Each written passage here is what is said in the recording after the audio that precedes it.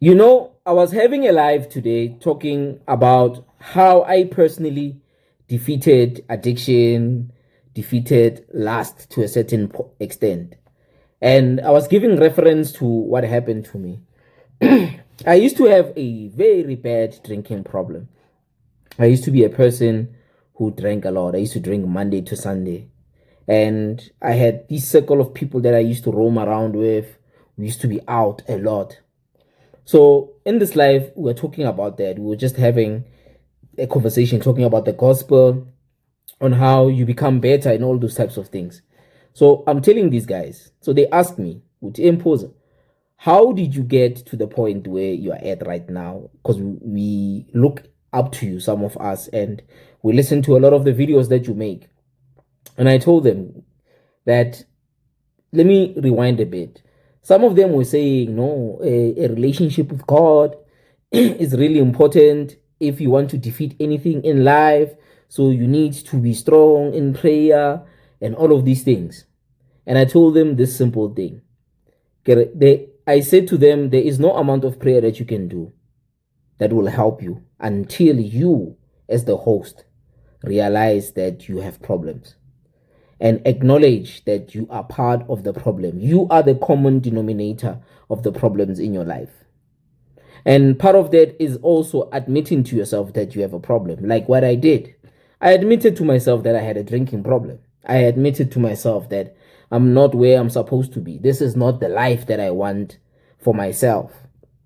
So they were having a back and forward a little bit. And I told them that you can go to any church, you can open any Bible, but until you admit it to yourself that you have problems, you will never conquer anything. You will never defeat sin. You will never defeat your vices. You will never defeat some of the things that you are too focused on until you take accountability.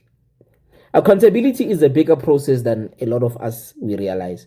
We feel like if we are drinking so much, or we are on drugs, or we are lustful, it's because we are possessed by some demon. Sometimes there is no demon, guys. The demon is you. You are so accustomed to a bad lifestyle, and you've made part of this life that you've created for yourself to be part of your personality. So you make excuses and try to make demons as a scapegoat, or try to use religion as a crutch to not face the real issue. And the real issue is you. A lot of you are the catalyst of many of your problems. So like me, I took accountability.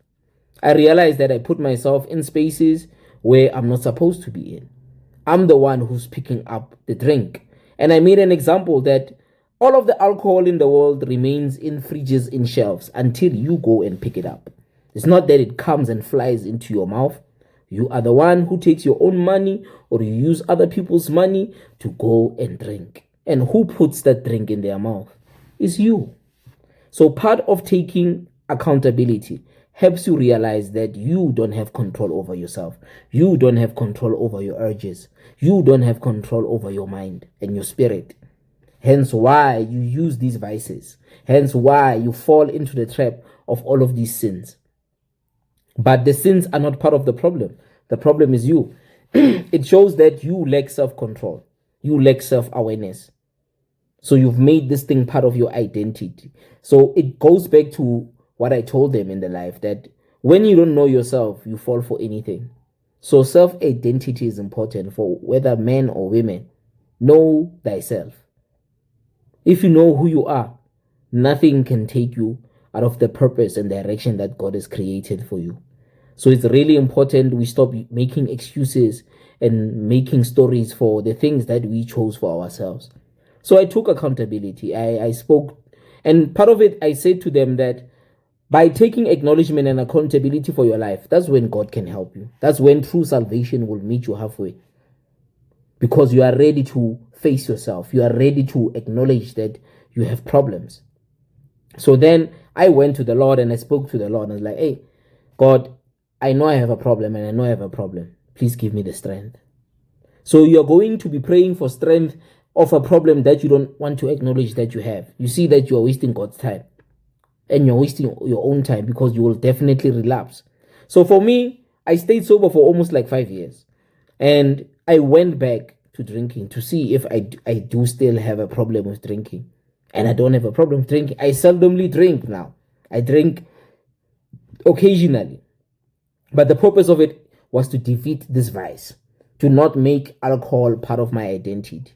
So it's really vital for a lot of us to understand there is no amount of prayer or scripture reading that you can do until you learn how to face yourself, until you acknowledge that you are the problem in your life.